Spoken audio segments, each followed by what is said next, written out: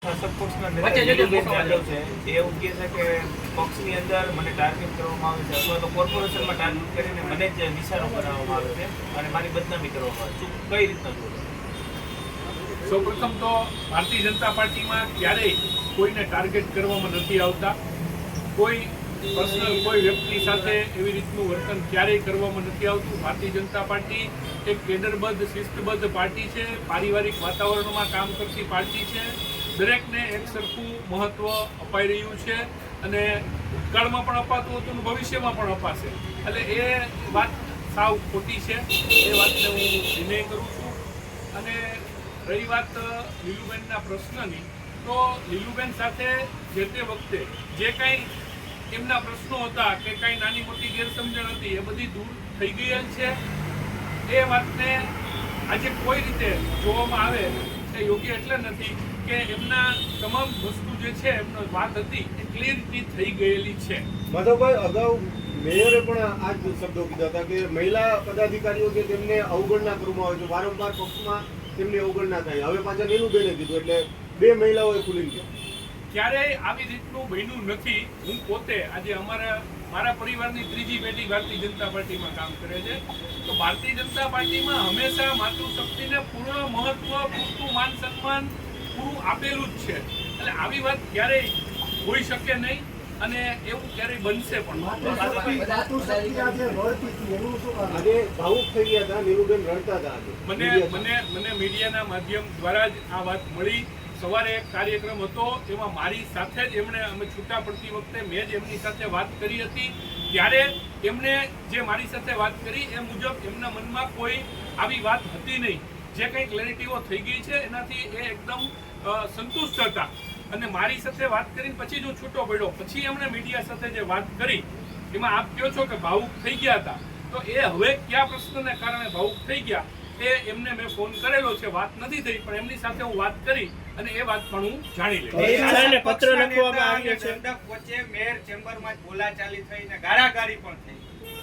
એ વાત મેયરની હાજરીમાં એ વાતમાં તથ્ય એટલે નથી કે ક્યારેક બોલવામાં કોઈનો ઊંચો અવાજ હોય તો એનો મતલબ એ નથી કે એ કંઈ માથાકૂટ થઈ. એ શાંતિથી કોઈ પણ પ્રશ્ન હશે એની વિશે ચર્ચા થઈ હતી. મારી સુધી પણ આપ કહો છો એમ વાત આવી હતી, પણ મેં તપાસ કરી તો એમાં એવું કશું હતું નહીં કે નોર્મલ જે કોર્પોરેશનના પ્રશ્નો હોય એ માટેની ચર્ચા હતી.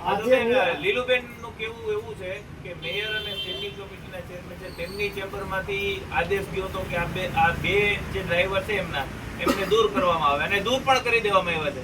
તો હકીકત શું આમાં? મને જે મારી પાસે જે માહિતી છે એ મુજબ કોઈને ત્યાંથી કોઈ આદેશ કરવામાં નથી આવ્યા. આ ડ્રાઈવરની જે પ્રક્રિયા છે એ કોન્ટ્રાક્ટ બેઝ ઉપર થતી હોય છે ને એના જે કોન્ટ્રાક્ટર હોય એ આ પ્રક્રિયાના ભાગ રૂપે કરતા હોય છે. એમાં ડ્રાઈવરની ડ્યુટીઓ બદલાતી રહેતી હોય છે. આ એક નોર્મલ પ્રક્રિયા હતી. એટલે એ મારી સુધી જે વાત આવી છે એ મુજબ એ કોન્ટ્રાક્ટર દ્વારા કરાયેલી પ્રક્રિયા નોર્મલ. નીલુબેનનું આજનું નિવેદન છે, મને બદનામ કરાય છે, મારી છબી ખરડાય છે. સમાધાન થઈ ગયું હતું તો આજે ફરીથી કા બોલ્યા? એટલે પેપરમાં લખાવવામાં આવ્યું છે. એટલે એ વાતની જ હું વાત કરું છું કે એ આપના માધ્યમથી મને જાણ થઈ છે. મેં લીલુબેનને ફોન પણ કર્યો છે. ત્યારે લીલુબેને મને ફોન ઉપર એવું કહ્યું કે મારે એવું કંઈ મારા મનમાં નથી. અત્યારની જ વાત છે 10 મિનિટ પહેલાની, અને હું આપને રૂબરૂ મળી અને આ બાબતની ક્લેરિટી કરી દઈશ.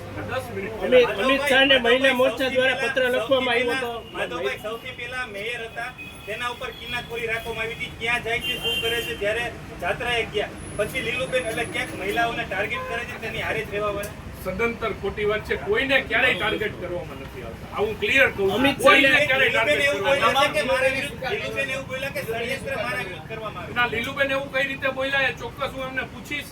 એવું ક્યારેય બનતું નથી. લીલુબેનને કઈ ગેરસમજ છે એ હું એમની પાસે માધવભાઈ, એવું લાગે એક શાસક પક્ષના નેતા તરીકે ભાવુક થઈ મીડિયા સામે ભાવુક થયા એ જ વાત હું કરું છું. મેં એમની સાથે ટેલિફોનિક ચર્ચા કરી. એમણે મને કીધું કે આ બાબત હું તમારી સાથે ચર્ચા કરીશ, પણ હું એઝ એ પ્રમુખ અને એક કાર્યકર્તા તરીકે હું કહું છું કે ભારતીય જનતા પાર્ટીમાં મહિલાઓ સાથે કે બહેનો સાથે ક્યારેય આવું કોઈ વર્તન નથી. પૂર્વ મુખ્યમંત્રી વિજયભાઈ રૂપાણીના પત્ની અંજલિબેને સોમનાથમાં જે ધજા ચડાવી એમાં લીલુબેન પોતાની ગાડી લઈ ગયા હતા એટલે એમને ટાર્ગેટ કરવામાં આવ્યો, આવું તેઓ સ્પષ્ટ માની રહ્યા છે. એક ટકો એ વાતમાં તથ્યતા નથી એટલા માટે કે એ સોમનાથ ગયા હોય એને એ વાતને કોઈ રીતે પ્રશ્ન બનાવવામાં આવે નહીં. એ એમનો પર્સનલ વસ્તુ છે અને કોઈ પણ ધાર્મિક કામમાં જોડાવું એ જોડાઈ શકે છે. વાત પણ સરકારી ગાડી લઈ ગયો.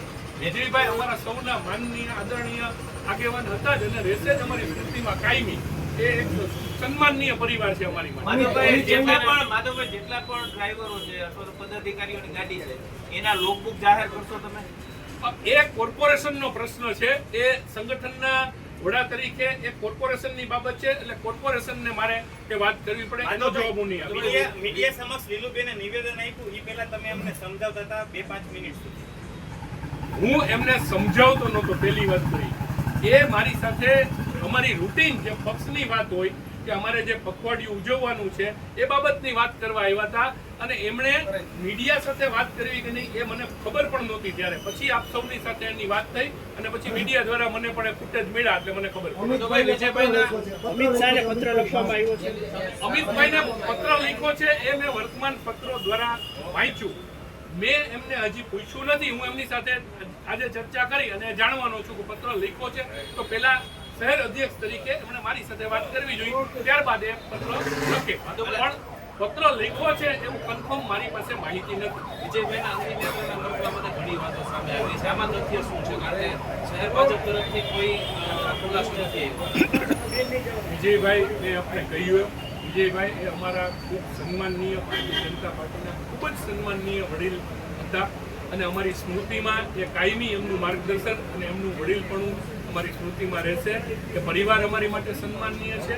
આ વિષયની ચર્ચા હું એટલે નહીં કરું કે આ એક ખૂબ સંવેદનશીલ વિષય છે અને જ્યાં જે આ બાબતની અમારે રજૂઆત કે વાત કે જે કાંઈ કરવાનું હોય એ અમે કરી ચૂક્યા છીએ. પણ આ બાબતમાં હું અત્યારે કાંઈ બોલવા નથી. ઓકે.